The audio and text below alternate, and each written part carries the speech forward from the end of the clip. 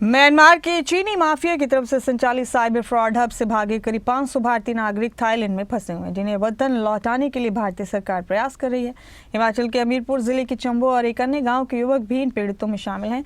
उनके परिजनों ने अणु में आयोजित रन फॉर यूनिटी कार्यक्रम के दौरान सांसद अनुराग ठाकुर से मुलाकात कर अपने बेटों को सकुशल वापस घर लाने की गुहार लगाई। परिजनों ने बताया कि युवकों को चंडीगढ़ की एक कंपनी ने नौकरी के नाम पर थाईलैंड भेजने का वादा किया था, लेकिन उन्हें म्यांमार पहुंचा दिया गया, जहां अब उनसे संपर्क टूट चुका है। सांसद अनुराग ठाकुर ने परिवारों को आश्वासन दिया कि सभी फंसे भारतीयों को जल्द वापस लाया जाएगा। साथ ही उन्होंने कहा कि केंद्र सरकार म्यांमार में फंसे सभी नागरिकों की सुरक्षित वापसी के लिए लगातार प्रयासरत है। यह मामला अंतर्राष्ट्रीय स्तर पर गंभीर चिंता का विषय बना हुआ है। कितने दिन हो गए जिससे बात की हुई? इतवार के दिन हो गए बात।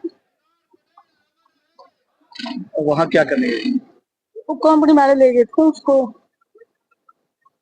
उसके बाद उन्होंने निकाल दिया वहां से 2 महीने के बाद। अब कोई पता नहीं लग रहा, ना फोन ना पता नहीं चलता।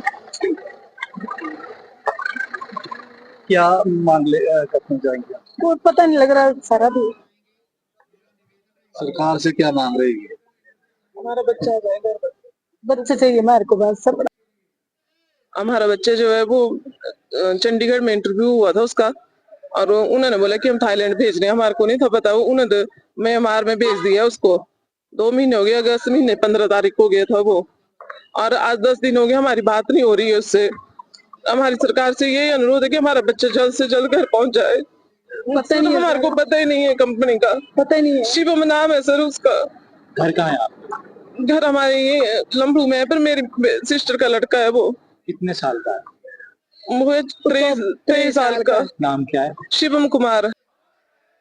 एक नहीं, कुछ बच्चों के साथ एजेंट ने विदेश भेजने का झूठा वायदा किया, जैसे कांग्रेस यहां करती वैसे उस एजेंट ने भी किया, और कहा कि 1 साल 2 महीने का वीजा है, लेकिन सिर्फ 2 महीने का वीजा निकला।